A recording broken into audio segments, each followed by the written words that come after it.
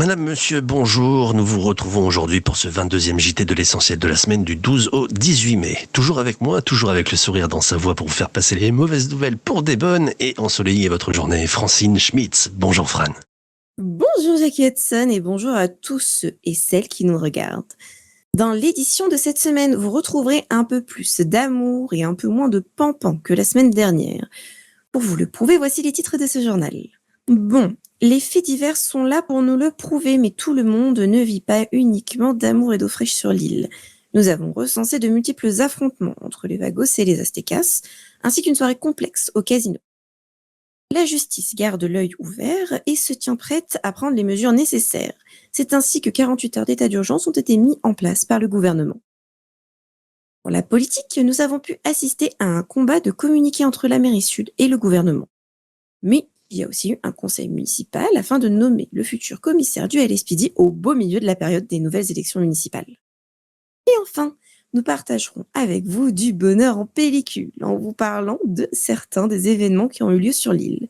Au nord, nous sommes allés au Yellow Gesser pour une soirée de challenge en équipe.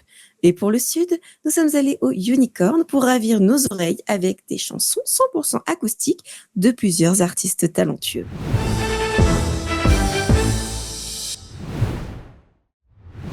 Commençons ce JT par les faits divers. Le premier du jour est à propos de plusieurs affrontements entre deux gangs. Depuis plusieurs jours, de nouveaux affrontements opposant deux groupes ont lieu aux quatre coins de l'île. Les balles fusent du mont Gordo à Banham Canyon, en passant par les Palomino Islands, entre les Vagos et les Aztecas.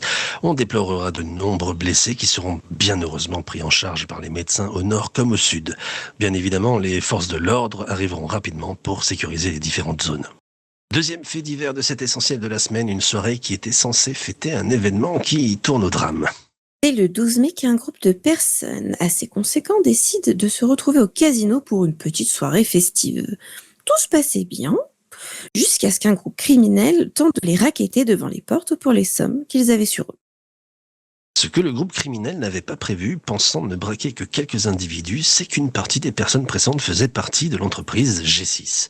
Ce qui au départ devait être une soirée festive se terminera malheureusement par une fusillade dont on déplorera des blessés des deux côtés. Le tribunal s'est déroulé ce lundi 19 mai. Retrouvez tous les détails de cette affaire sur nos canaux. Justice à présent avec un état d'urgence prononcé par le gouvernement. En effet, après de nombreuses actions criminelles entreprises à l'encontre des forces de l'ordre, le gouvernement a déclaré un état d'urgence de 48 heures dès le vendredi 16 mai à 18 heures, reconductible si besoin. De nombreuses mesures ont été mises en place dans le but d'apaiser la situation actuelle subie par les différentes factions de police. Parmi elles, les forces de l'ordre sont autorisées à fouiller les individus ainsi que les véhicules, de porter des gilets pare-balles ainsi que des catégories 3 sans justification, des condamnations multipliées par 3 ainsi que des perquisitions automatiques à la demande des forces de police. Cet état d'urgence ne sera finalement pas reconduit, signifiant certainement que les mesures ont porté leurs fruits. Beaucoup de politique aujourd'hui et nous vous en parlions lors du JT précédent, mais les étincelles continuent entre le gouvernement et la mairie de Los Santos. Et visiblement, les règlements de compte se font par communiqué interposé. Cela ne vous a sans doute pas échappé si vous traînez dans les différents canaux de l'île.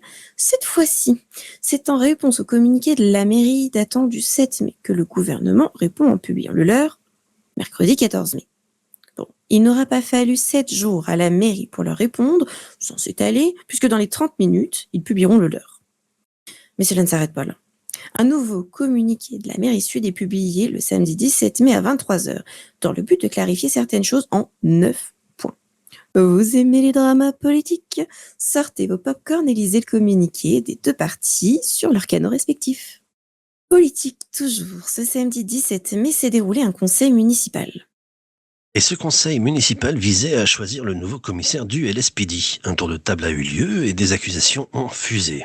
Discorde autour du nom de celui qui devra reprendre les rênes? Absolument pas, puisque tout le monde sera d'accord pour voir M. Mills reprendre ses hautes fonctions.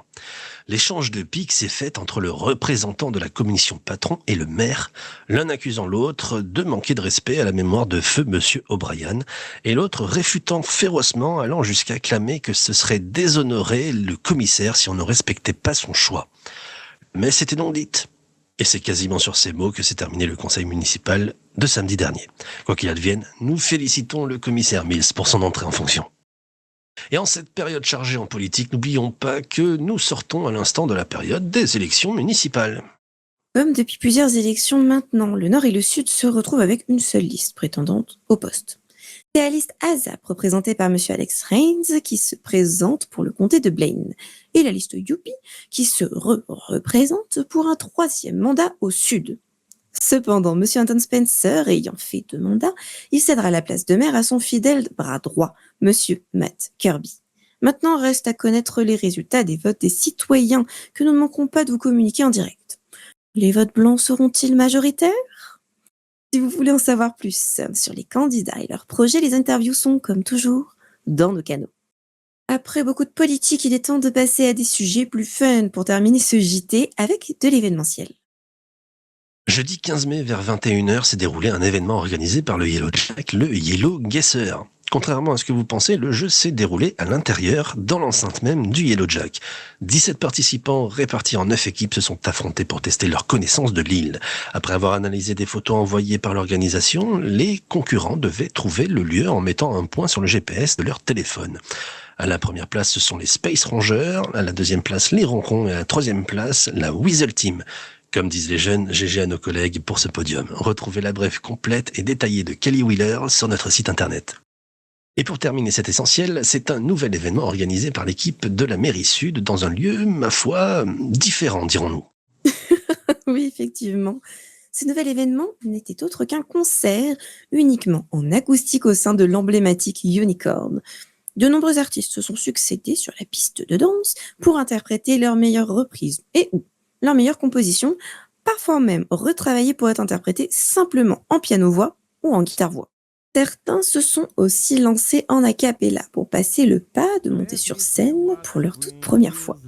Parmi les artistes, nous pouvions écouter les mélodieuses Mila et Colette, ainsi qu'une petite nouvelle, Eloane, organisatrice de tout l'événement. Le public a également pu écouter Anne-Lee et notre Jackie Hudson.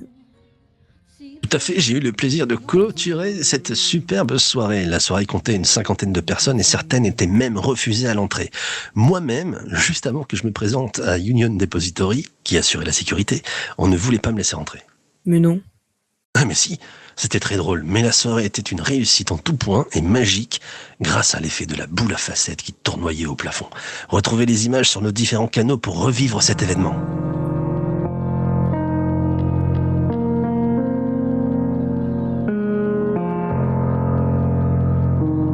Dire que je me sens seul, je dessine à l'encre vide un désert et je cours, je me raccroche à la vie.